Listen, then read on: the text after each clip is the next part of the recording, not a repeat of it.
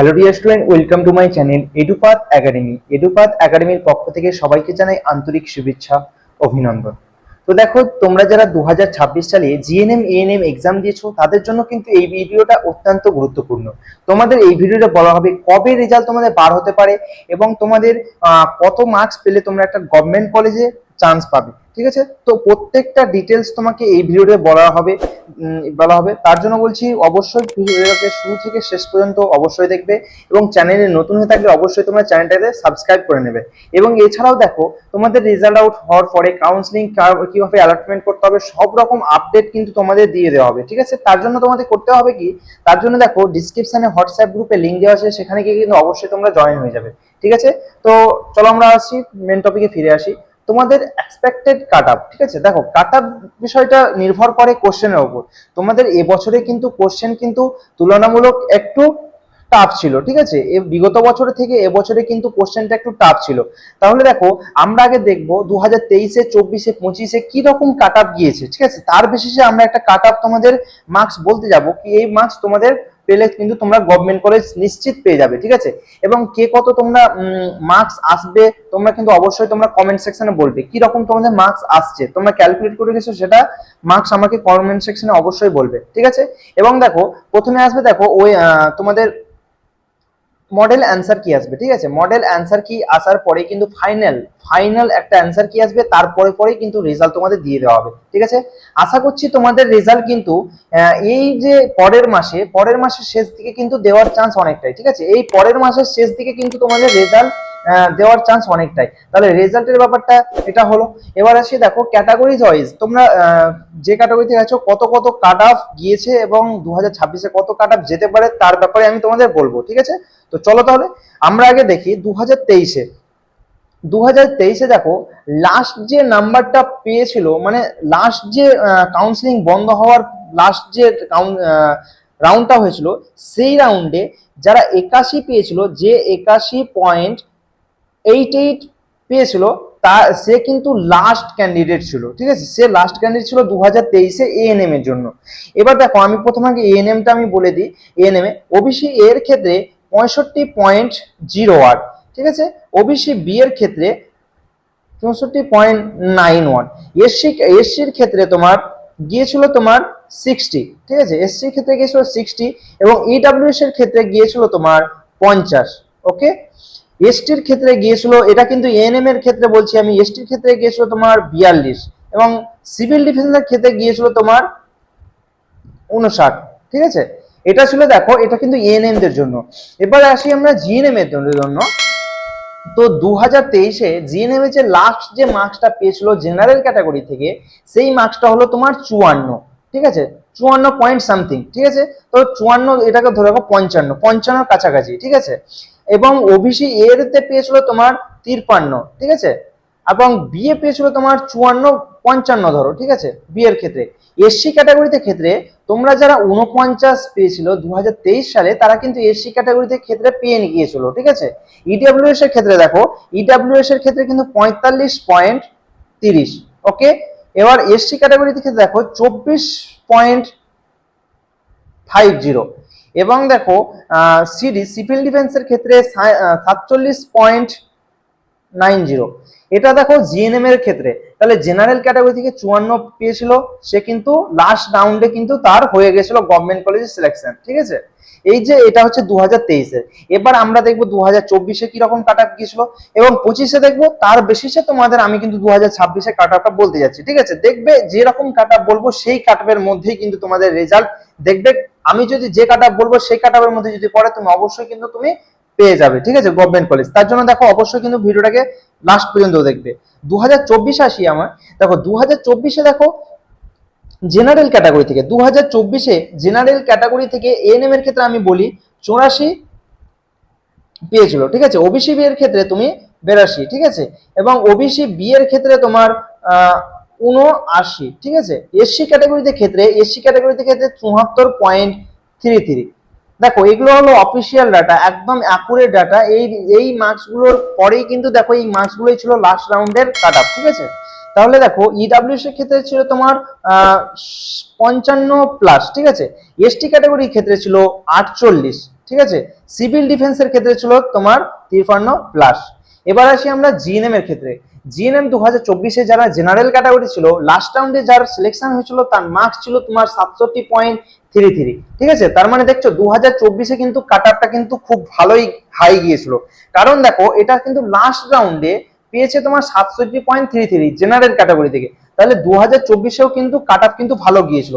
এবং ওবিসি ক্যাটাগরিতে ক্ষেত্রে তোমার কাট আপ গিয়েছিল তোমার 65.08। ঠিক আছে, এবং 66.98। ঠিক আছে, 2024-এ। এসটি ক্যাটাগরিতে দেখো, এসটি ক্যাটাগরিতে তুমি ভাবতে পারছো, দেখো 2024 সালে কত কাট আপ গিয়েছিল। এসসি তে তোমার কাট আপ গিয়েছিল 63। ঠিক আছে, এবং ইডব্লিউএস এ কাট আপ গিয়েছিল তোমার 55-র কাছাকাছি। ঠিক আছে, এটা অ্যাপ্রক্স না, একবার 55-র কাছাকাছি ধরে রাখো। এবং দেখো এরপরে আসি, দেখো এসটি ক্যাটাগরি ক্ষেত্রে, এসটি ক্যাটাগরি থেকে কাট আপ দেখো 44.75, মানে খুবই হাই কাট আপ গিয়েছিল কিন্তু 2024-এ। ঠিক আছে, খুবই হাই। এবং সিভিল ডিফেন্সের ক্ষেত্রে তোমার ওই ধরে রাখো 55-র দিকে আশেপাশে কাট আপ কিন্তু গিয়েছিল। তাহলে দেখো তোমরা কিন্তু 2024-এ 23-এ দেখলে কাট আপ কিন্তু তুলনামূলক, দেখো 23-এ কিন্তু তুলনামূলক কাট আপটা কিন্তু কম গিয়েছে। ঠিক আছে, 24-এর তুলনায়।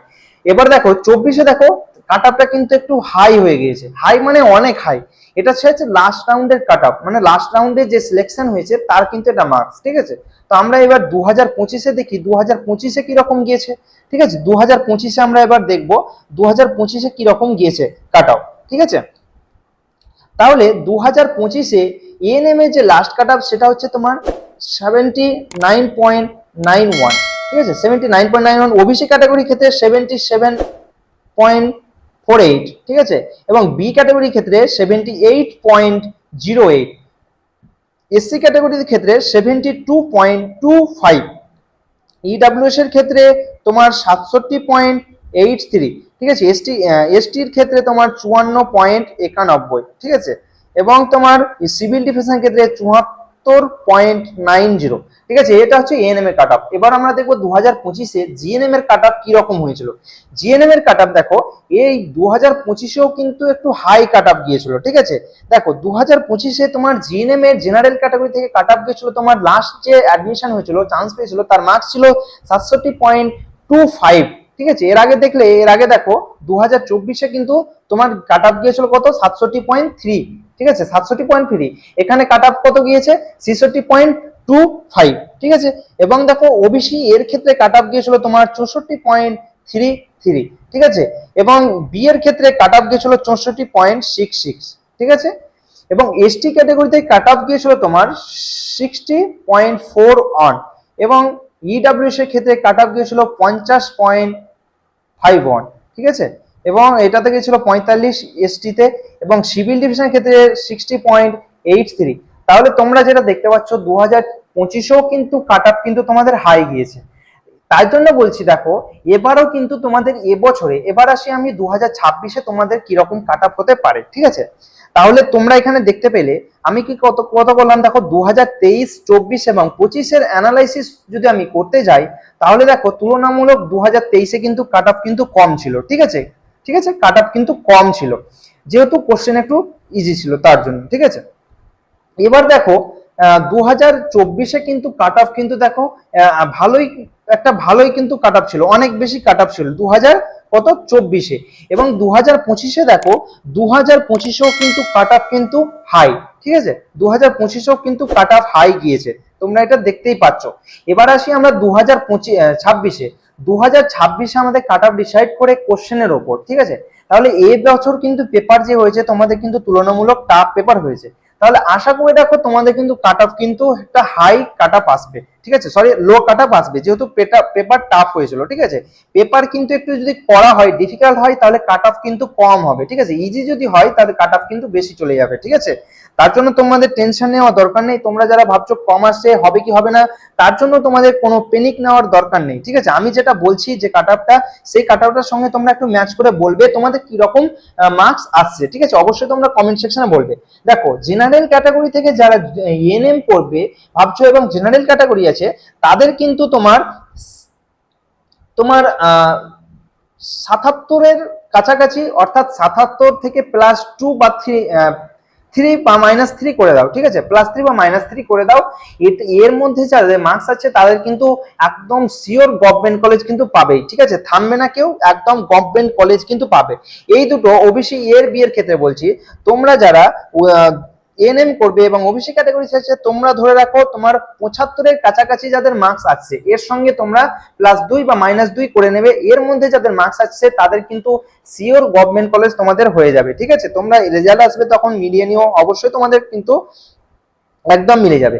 এবং এসসি ক্যাটাগরির ক্ষেত্রে তোমার কিন্তু এটা মার্কস যারা তোমার ধরো 67 বা 65 কাছাকাছি যারা মার্কস আছে তাদের কিন্তু অবশ্যই তোমরা কিন্তু সিলেকশন হয়ে যাবে, ঠিক আছে, গভর্নমেন্ট কলেজে। ইডব্লিউএস এর ক্ষেত্রে যদি আমি বলি, ইডব্লিউএস এর ক্ষেত্রে যারা 60+ পেয়েছো তারা আমাকে একবার কমেন্ট সেকশনে বলবে, তাদের কিন্তু অবশ্যই হয়ে যাবে। এসটি ক্যাটাগরির ক্ষেত্রে বলি 50+, ঠিক আছে, 50 থেকে 55 মধ্যে যারা পেয়েছো তারা এসটি ক্যাটাগরিতে তারা কিন্তু হয়ে যাবে, টেনশন নেওয়ার দরকার নেই। এবং 60 থেকে 66 এর মধ্যে যারা পেয়েছো, সিভিল ডিফেন্সে আছো, তারা কিন্তু এএনএম সরকারি কলেজ কিন্তু পেয়ে যাবে, ঠিক আছে। এবার আসি আমাদের মেনটা যেটা হলো জিএনএম, ঠিক আছে। সবারই একটা মাথায় প্রশ্ন, স্যার কাট অফ কি রকম যাবে? তাহলে তোমরা একটা ধরে রাখো, কাট অফ কিন্তু খুব বেশি যাবে না, যেহেতু তোমাদের একটু পেপার লেভেলটা কিন্তু হাই, একটু ডিফিকাল্ট ছিল, তুলনামূলক ডিফিকাল্ট ছিল, খুব না, তুলনামূলক এর আগের বছরের তুলনায় 2 বছরে 24 এবং 25-এ যদি আমি তুলনা করতে যাই, তার তুলনায় কিন্তু পেপারটা কিন্তু একটু ডিফিকাল্ট ছিল, ঠিক আছে, তুলনায় যদি আমি করতে যাই।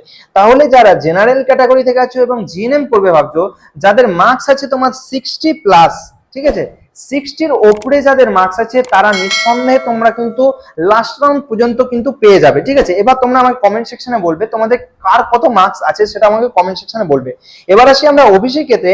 এই ওবিসি ক্ষেত্রে আমি দুটোকে একসঙ্গেই বলছি, ওবিসি আছে এবং তোমরা যারা 55-র কাছাকাছি, অর্থাৎ 55 থেকে +2 বা +3 বা -3 করো, এর মধ্যে যাদের মার্কস আসবে তারা কিন্তু অবশ্যই পেয়ে যাবে। এবার দেখো একটা প্রশ্ন, সবাই কি +3 করে যদি 58 আসে এবং তুমি যদি 60 পাও, তাহলে অবশ্যই তোমার সেটা তো হবেই সিলেকশন, সেটা কোনো পেনিক নেওয়ার দরকার নেই, ঠিক আছে। এবং এসসি ক্যাটাগরিতে যারা আছো, এসসি ক্যাটাগরি তুমি যদি তোমার 53 বা এই 53 থেকে তোমার 60-এর মধ্যে যদি তোমার র্যাঙ্ক থাকে, নাম্বার থাকে, তাহলে কিন্তু তুমি গভর্নমেন্ট কলেজ পেয়ে যাবে, আরামসে গভর্নমেন্ট কলেজ পেয়ে যাবে, ঠিক আছে। এবার তারপরে আসি, দেখো ইডব্লিউএস এর ক্ষেত্রে যদি আমি বলতে যাই, তাহলে তোমার 45+, ঠিক আছে, 45+ এর উপর থাকতে হবে। এবং এসসি ক্যাটাগরি যদি বলতে যাই, তাহলে এটাও ধরো 42 থেকে তোমার 47-এর কাছাকাছি, ঠিক আছে। এবং সিভিল ডিফেন্সের ক্ষেত্রে তোমার 50 থেকে 55-র কাছাকাছি। এবার দেখো এর থেকে যাদের মার্কস কম আসছে তারা কিন্তু হাল কিন্তু ছাড়বে না। তোমরা এখন এটা দেখো, এটা কিন্তু ফাইনাল কাট অফ না, যেহেতু আমি একটা আমার প্রিডিকশন করে কিন্তু এই কাট অফটা আমি তোমাদের বললাম, ঠিক আছে। এটাও হতে পারে, তুমি ধরো আমি সাপোজ বললাম এখানে ওবিসি তে যারা আছো 55-র উপরে যারা আছো তাদের ধরো হয়ে যাচ্ছে। এবার দেখা গেল কি কাট অফ ধরো অনেক কম চলে গিয়েছে, এবার তুমি ধরো 49 পেয়েছো, তাহলে লাস্ট রাউন্ড এবং মপ আপ রাউন্ড গুলো হয়, সেগুলোতে ধরো তোমার হয়ে যাচ্ছে, ঠিক আছে। তার জন্য বলছি, তোমাদের যখন রেজাল্ট আসবে, তোমরা যতই মার্কস হোক না কেন, তোমরা কিন্তু কাউন্সিলিং এ অবশ্যই বসবে, ঠিক আছে। এটা আমার বানানো একটা এক্সপেক্টেড কাট অফ, এইরকম কাট অফ কিন্তু যেতে পারে, ঠিক আছে। এটা আমি বিগত 3 বছরের বেসিসে আমি এই কাট অফ ভিডিওটা তোমাদের বানালাম। তোমাদের কেমন লাগলো সেটা অবশ্যই বলবে, এবং তোমরা কে কত এবছর জিএনএম এএনএম এক্সামে পেতে যাচ্ছ সেটাও কিন্তু অবশ্যই বলবে। এবং এইরকমই তোমরা আপডেট যদি পেতে চাও, তাহলে অবশ্যই আমার হোয়াটসঅ্যাপ গ্রুপে জয়েন হয়ে যাবে, এবং এইরকমই আপডেট কিন্তু এই চ্যানেলে আসতে থাকবে, ঠিক আছে।